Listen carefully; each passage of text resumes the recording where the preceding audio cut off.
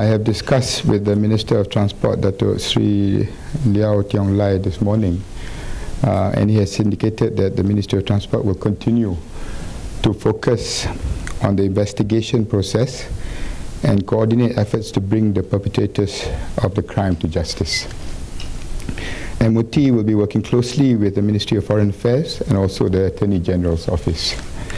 Tomorrow, 3 Malaysian nationals, 2 passengers and 1 crew member on board MH17 will be brought back home. 5 more Malaysians have been identified and are undergoing the documentation process to be released.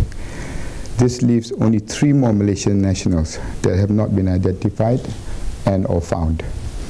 We will continue to work closely with Australia and Netherlands through the Combined Joint International Task Force, CIJTF, and the Organization for Security and Cooperation in Europe, OSCE, and other relevant authorities to re-enter the crash site before the onset of winter, to search and recover for any remaining bodies and possible debris. The OSCE is currently assessing the situation on the ground and engaging the parties involved in the conflict. With regards to MH370, the Ministry of Defence is responsible for the deployment of assets with the Asset Deployment Committee. The Ministry of Transport is responsible for the technical search operation of MH370 and with the Technical Committee, and the Ministry of Foreign Affairs, together with the Ministry of Women, Family and Community Development, is responsible for the next of kin, which is now under the next of kin NOK Committee. The Petronas DevTech Phoenix International Consortium is ready with the Go Phoenix mother vessel and the Pro-Synthetic Aperture Sonar towed to join the search operations for MH370. On that note, the Go Phoenix is currently in Jakarta and has been mobilized. He will depart to the search area on the 18th of September. The Go Phoenix is expected to arrive in the search area on the 25th of September and will conduct the search activity for 20 days before departing to Fremantle for replenishments. The Go Phoenix is expected to arrive in Fremantle on the 20th of October. Both the President and CEO of Petronas, Tan Sri Syamsul Abbas, and I will travel to Perth to receive a brief on the operations and meet the crew and personnel on board the Go Phoenix later next month.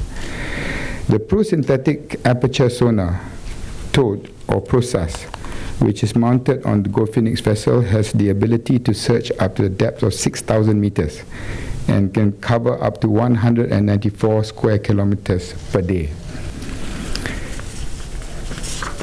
I will hold further discussions with China next week with regards to the deployment of assets for MH370 search operations involving 2 Chinese ships that was involved in the first phase of the search, which is the Zhugeshan and the Haizhong.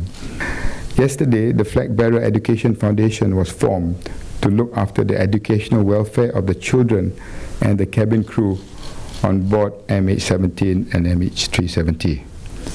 As patron of the Flag Bearer Education Foundation, it is extremely commendable to witness local companies such as Yu Yang Sang and the Genting Group, and possibly in the near future Petronas, undertaking this initiative and showing a strong sense of communal responsibility to assist those who are in need.